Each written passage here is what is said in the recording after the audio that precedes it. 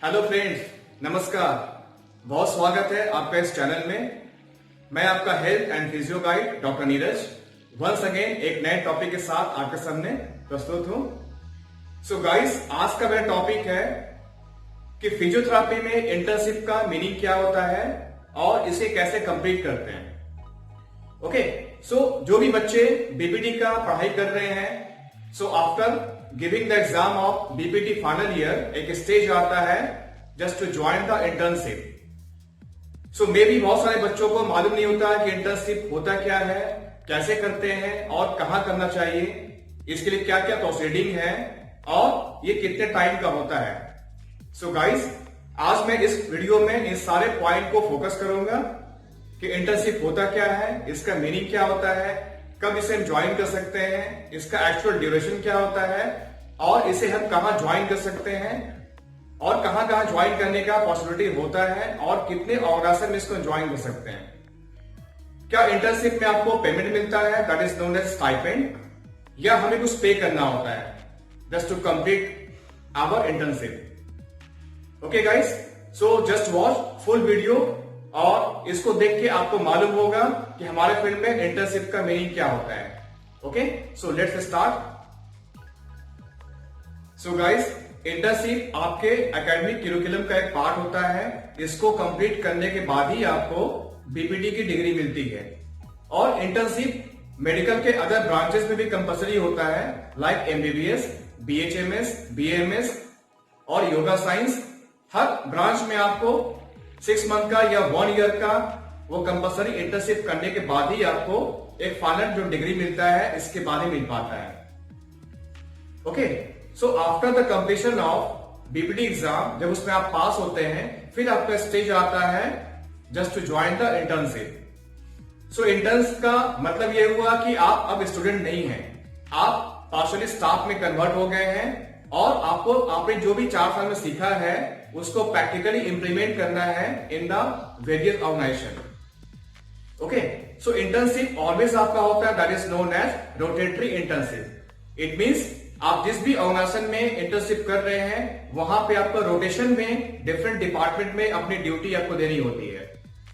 अब ये डिपेंड करता है कि आप किस इंस्टीट्यूट से पढ़ाई कर रहे हैं और आपका इंटर्नशिप कहां पे फाइनल हो पाया है। ओके, तो इसको ज्वाइनिंग का मेन टाइम कब आता है, जब आपका बीपीटी का एग्जाम हो चुका है, उसके बाद ही आपको ट्राई करना है कि आपको इंटर्नशिप कहां से करना है। तो यहां पे 2 बातें होती हैं। पहला, जिस इंस्टीट्यूट से आप पढ़ाई कर रहे हैं, अगर वहां पे फैसिलिटी है इंटर्नशिप करने की, so that is well and good. But अगर आपकी इच्छा है कि नहीं मुझे कहीं बाहर से करना है, सो इन दैट केस जैसे ही आपने एग्जाम दिया है, आपको एक लिस्ट बनाना होगा कि मुझे इंटर्नशिप कहां कहां से करने की इच्छा है और वहां पे आपको प्रायर में ही आपको एक एप्लीकेशन सेंड करना होता है, सो दैट वो एप्लीकेशन वहां सबमिट हो गया है और जब भी वहां पे स्टार्ट होने वाला होगा, सो एट दैट टाइम आप वहां पे अप्रोच कर सकते हैं। So before joining the internship, आपने जो एग्जाम दिया था बीपीटी फाइनल ईयर का, उसके मार्कशीट आपके पास होने चाहिए। सो तभी आपका एक्चुअल इंटर्नशिप का डेट काउंट होगा। ओके, सो अगर आपने कहीं बाहर से अप्लाई किया हुआ है, सो दैट इन बिटवीन आप अप्रोच कर सकते हैं कि सर मेरा रिजल्ट आने वाला है। आपने पहले से कवरिंग लेटर में मेंशन किया है कि आपने एग्जाम में अपीयर हुआ है and the result is awaited. तो जब भी रिजल्ट आएगा, आप जिस इंस्टीट्यूट से पढ़ाई कर रहे हैं वहां से आपको एक एनओसी लेना होता है, that is the no objection certificate. इसको लेके आप जाएंगे और अपने मार्कशीट को आप सबमिट करेंगे और उस ऑर्गेनाइजेशन में अगर आपको चांस देता है, सो दैट आप वहां पे अपने इंटर्नशिप को फाइनल कर सकते हैं। ओके, बट कहीं कहीं किसी इंस्टीट्यूट में खुद अपने इंस्टीट्यूट में इसको करना कंपलसरी होता है कि आपको बाहर का परमिशन नहीं देंगे। So it depends on that organisation कि वो आपको बाहर के लिए एंटरटेन कर रहा है या नहीं कर रहा है। ओके, किसी ऑर्गेनाइजेशन का होता है कि वो पेमेंट अपने बच्चों से लेते हैं कि ये मेरा पेमेंट है इंटर्नशिप का, अगर आप चाहते हैं कि बाहर से आपको करना है, सो आपको पेमेंट दे करके देन आप कहीं जाकर के दूसरे ऑर्गेनाइजेशन में आप ज्वाइन कर सकते हैं। ओके, हालांकि ऑर्गेनाइजेशन को यहां सपोर्टिव होना चाहिए बिकॉज आपके खुद के बच्चे हैं, but it depends on the rules and regulation of that organisation. Then when to start, when to join. इसका स्टेज कब आता है? जब आपका कोर्स कंप्लीट हो गया है, इट मींस आपका जो एग्जाम है उसमें आप क्वालिफाई कर गए, जो आपका फाइनल एग्जाम था उसमें आप पास हो चुके हैं। उसके बाद का स्टेज आता है इंटर्नशिप का। सो गाइस, नाउ एक सवाल आता है कि कहां ज्वाइन करना चाहिए, वेयर टू ज्वाइन। अब ये डिपेंड करता है कि आप किस इंस्टीट्यूट से पढ़ाई कर रहे हैं। सो आपके इंस्टीट्यूट में क्या फैसिलिटी है इंटर्नशिप करने की, क्या वो आपको अपने इंस्टीट्यूट में करवाना चाहती है, या उनका ऐसा रूल बना है कि आप बाहर से नहीं कर सकते हैं। ओके, तो डिपेंड्स ऑन दैट कंडीशन। अगर आपकी इंस्टीट्यूट आपको वेलकम करती है कि आप किसी अदर इंस्टीट्यूट से या अदर हॉस्पिटल से कर सकते हैं, ओके, देन वेरी गुड। अगर आपकी इच्छा है कि मैं एक से ज्यादा ऑर्गेनाइजेशन में ज्वाइन करूं, ये भी ऐसा रूल होता है। ओके, या फिर आपकी ऑर्गेनाइजेशन कंपेल करती है कि नहीं, आपको हमारे यहाँ जो रूल्स है, पॉलिसी है, इसको फॉलो करके हमारे ही करना है। सो इन दैट केस आप बाउंडेड है कि आप वहीं से इंटर्नशिप कंप्लीट करेंगे। Okay, so it depends on the condition and terms of your institute. Then आता है वेयर टू ज्वाइन, कहां पे ज्वाइन करना चाहिए। अगर आपको मिलता है चांसेस कि आप किसी अदर ऑर्गेनाइजेशन में ज्वाइन कर सकते हैं, यहां पे आपका जो पेरेंटल इंस्टीट्यूट है वहां से एनओसी लेना होता है, that is known as no objection certificate. उसको लेके आप चाहे तो किसी अदर ऑर्गेनाइजेशन में आप अपना एप्लीकेशन दे सकते हैं। ओके, फॉर एग्जांपल किसी भी गवर्नमेंट या प्राइवेट हॉस्पिटल में जो रिप्यूटेड है और जहां पे आपको अच्छे पेशेंट के एक्सपोजर मिल सके। नेक्स्ट हो गया any kind of rehab centre. India में बहुत सारे रिहैब सेंटर हैं, कहीं कहीं ये स्पेशलाइज्ड वे में काम कर रहे हैं, सपोज स्पाइनल कॉर्ड इंजुरी और any kind of like centre of the cerebral palsy, centre of any kind of stroke. तो आप चाहें तो ऐसे सेंटर में भी अपना रेज्यूमे आप दे सकते हैं। आप चाहे तो किसी एनजीओ में भी ज्वाइन कर सकते हैं जो कि लार्ज स्केल पे काम कर रहा है और यहाँ पे नंबर ऑफ पेशेंट का एक्सपोजर काफी ज्यादा आपको मिल सकता है। ओके, सो गाइस, आपके मन में एक सवाल होगा, व्हेन टू अप्लाई, हमें इंटर्नशिप के लिए कब अप्लाई करना चाहिए। So what is the suitable time. So मेरे अकॉर्डिंग जैसे ही आपने डीपीटी 4th ईयर का एग्जाम दिया, आपने फाइनल ईयर का एग्जाम दिया है, उसके बाद ही आपको चूज करना चाहिए। अगर आपके पास परमिशन है किसी अदर ऑर्गेनाइजेशन में ज्वाइन करने का, तो एक लिस्ट बनाएं और वहां पे आप अपना एप्लीकेशन सेंड कर दें along with the covering letter कि सर और मैम, हमने एग्जाम में अपियर किया है और मेरा रिजल्ट अवेटेड है, I am very willing to join the internship in your reputed organisation. और ऐसा एप्लीकेशन सेंड कर दे वहां पे, सो दैट एडवांस में आपका एप्लीकेशन सबमिट होगा। तो जब भी आपका रिजल्ट आएगा, इन बिटवीन आप उसको अप्रोच कर सकते हैं और ये मालूम करेंगे कि कब वहां पे इंटर्नशिप स्टार्ट किया जा रहा है। सो हर ऑर्गेनाइजेशन का अपना एक टाइम पीरियड होता है या उनका एक टाइम टेबल होता है, वो कब इंटर्नी को एंटरटेन करते हैं। तो ऐसा नहीं कि जब भी आप जाके खड़े हो जाएंगे और आपको ज्वाइन करा दिया जाएगा। ओके, बिकॉज 6 मंथ का ड्यूरेशन है, यहां पे कंप्लीट प्लानिंग करनी होती है।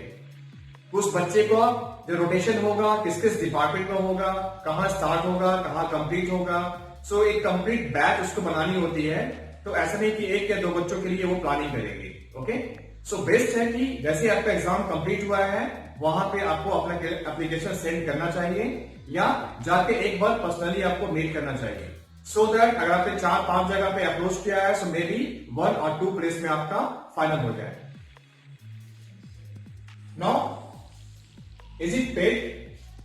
हर इंटर्नी के मन में सवाल आता है कि क्या इसमें कुछ पेमेंट मिलता है। सो गाइस, मैं आपको बता दूं, जहां भी गवर्नमेंट कॉलेज है, सपोज मैंने गवर्नमेंट कॉलेज से किया था, वो एक सेंट्रल गवर्नमेंट इंस्टीट्यूट था, एसबी देवदार, जो कटक में आपको है, यहां पे हमें स्टाइपेंड मिलता था as a internee. Okay, but suppose आप जहां भी प्राइवेट ऑर्गेनाइजेशन में आप इंटर्नशिप करने जा रहे हैं, तो पॉसिबली वहां पे आपको पेमेंट दिया जाता है। ओके, सो आपको स्टाइपेंड नहीं देंगे, इनफैक्ट आपसे पेमेंट लेते हैं वो, बिकॉज आपने पढ़ाई किसी अदर इंस्टीट्यूट से किया है, अब वो अपनी सर्विस प्रोवाइड कर रहे हैं, तो उनके अकॉर्डिंग ये चार्जेबल होना चाहिए। बिकॉज 6 मंथ आपको मैं अपने सेंटर का यूज करने का परमिशन दे रहा हूं, so it should be chargeable. ये उनकी अपनी थिंकिंग होती है। बट बिकॉज इंटर्नशिप में आप एज ए स्टाफ मेंबर वहां पे वर्क कर रहे हैं, सो आई थिंक आपको पेमेंट मिलना चाहिए। बट ये डिपेंड करता है किस ऑर्गेनाइजेशन से आप अपना इंटर्नशिप कंप्लीट कर रहे हैं और वहां की पॉलिसी क्या है। ओके, नेक्स्ट है एनी स्टाइपेंड गिवन, तो जैसे मैंने बताया गवर्नमेंट कॉलेज में जहां भी सेंट्रल गवर्नमेंट है या स्टेट गवर्नमेंट की है वहां पे आपको स्टाइपेंड मिलती है। उसका रेशियो क्या होगा ये अगेन आपको डिफर करेगा, वहां के स्टेट गवर्नमेंट या सेंट्रल गवर्नमेंट के स्कीम में क्या मिल रहा है उसके अकॉर्डिंग स्टाइपेंड आपको 6 मंथ तक कंटिन्यूस मिलता रहेगा। ओके, बट प्राइवेट ऑर्गेनाइजेशन में आई थिंक बहुत कम या रेयर कॉलेज में या इंस्टीट्यूट में ऐसा आपको फैशन है कि जहां आपको पेमेंट वहां पे देगी। नेक्स्ट सवाल आता है कि इंटर्नशिप का ड्यूरेशन एवरेज क्या होता है। So in the field of physiotherapy ये ड्यूरेशन होता है 6 मंथ का। सो फ्रेंड 6 मंथ में आप कहां कहां ज्वाइन कर सकते हैं, ये आपके विश पर है कि मैं एक सिंगल ऑर्गेनाइजेशन में ज्वाइन करूं या मैं 6 मंथ में अलग अलग 2 या 3 ऑर्गेनाइजेशन में भी ज्वाइन कर सकता हूं। Okay, so in how many organisation I can join, ये मैंने रिप्लाई किया आपको। अगर आपकी इच्छा है कि मैं इंडिया के टॉप 3 या 4 ऑर्गेनाइजेशन में इंटर्नशिप का एक्सपोजर लूं, सो बेसिक क्या होता है इंटर्नशिप में, आप जितना नंबर ऑफ पेशेंट देखेंगे उतना आपका स्किल वहां पे इनहेंस होगा। बिकॉज एज ए इंटर्नी आपको पेशेंट को असेसमेंट करना है, उसके प्लानिंग प्रोटोकॉल को बनाना है, उसको ट्रीट करना है और उसके फाइंडिंग को ऑब्जर्व करना है। सो इन दैट केस अगर आपने बीपीटी के लेवल पे अच्छा पेशेंट का एक्सपोजर नहीं लिया है या आपके इंस्टीट्यूट में ओपीडी नहीं था या नंबर ऑफ पेशेंट कम थे, सो दैट आपको ट्राई करना चाहिए कि इंडिया के जो भी बेस्ट सेंटर है वहां पे अगर हम इंटर्नशिप करेंगे तो हमें हर टाइप के पेशेंट देखने का एक्सपोजर होगा, वो चाहे नॉर्मल पेशेंट हो या पोस्ट ऑपरेटिव हो, और जितना वेरियस डायमेंशन के पेशेंट को आप डील करेंगे उतना आपका नॉलेज इनहेंस होगा। इट मीन्स जो भी आपने 4 ईयर में पढ़ा है उसको आपको नॉलेज को यहाँ पे इंप्लीमेंट करने का मौका मिलता है। बिकॉज किसी भी मेडिकल सेक्टर में असेसमेंट पास सबसे इंपॉर्टेंट होता है। ओके, तो जिस ऑर्गेनाइजेशन में ज्वाइन कर रहे हैं वहां पे आपसे पहले जो भी आपके सीनियर हैं या एचओडी हैं उनके कंसर्न में आपको नंबर ऑफ पेशेंट को चूज करना चाहिए कि मुझे इस पेशेंट को देखना है और हर टाइप के पेशेंट को मुझे देखना है। सो इसी पॉलिसी के अंतर्गत जो आपका इंटर्नशिप होता है इसको बनाया गया है रोटेटरी। इट मीन्स आपको वेरियस डिपार्टमेंट में आपको इंटर्नी को मूव करना होता है।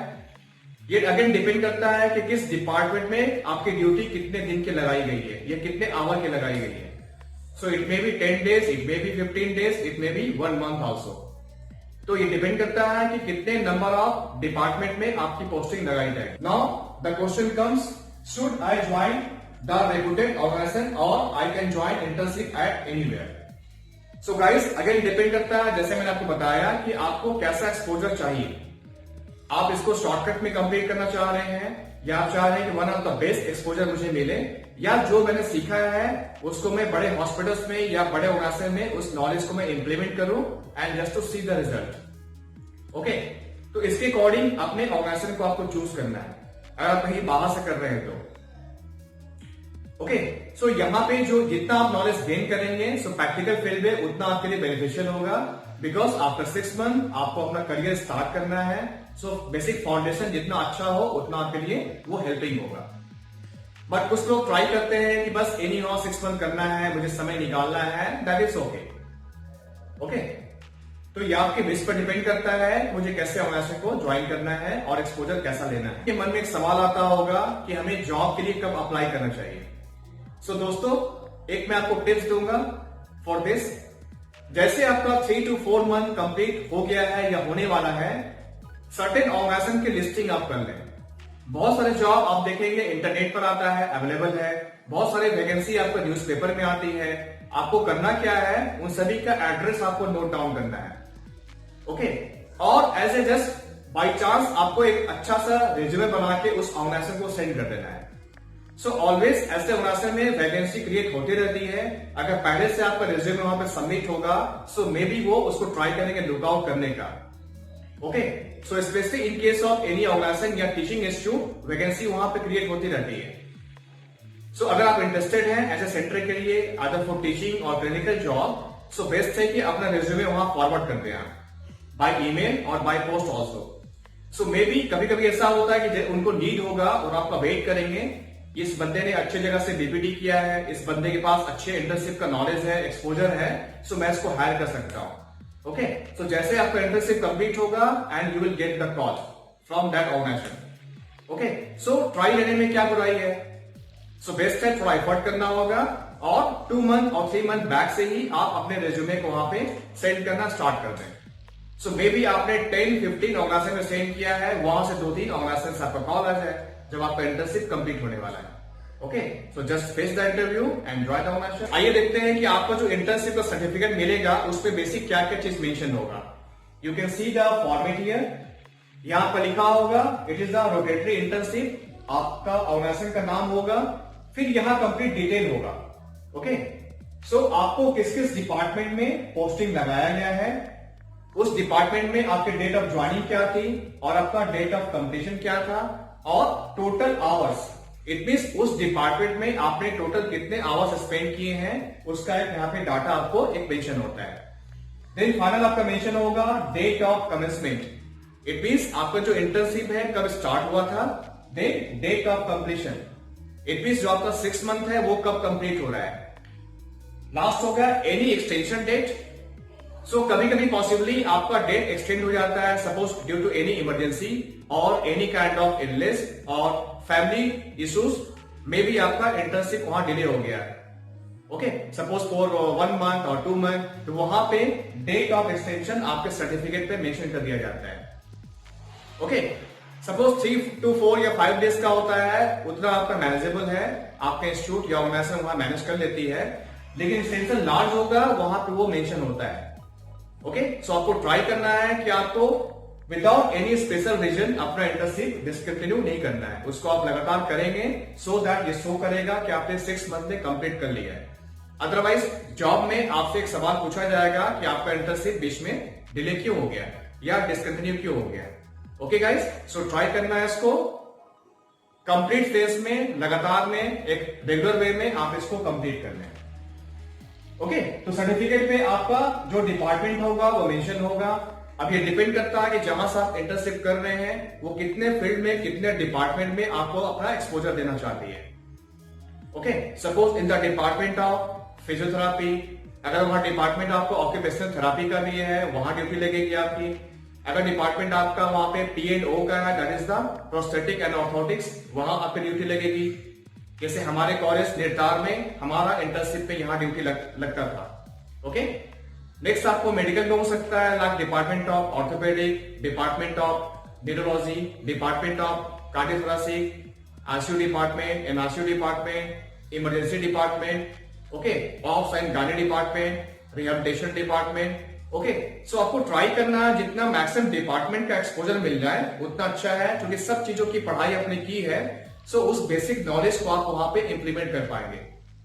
तो जितने भी नंबर ऑफ पेशेंट आपको मिलेंगे वहां पे अपने बेसिक नॉलेज को, और स्पेशली जो आपने असेसमेंट का पार्ट पढ़ा है, that is the SOAP assessment, subjective objective assessment planning, जो पढ़ा आपने है उसको फुल वहां पे आप यूटिलाइज करें।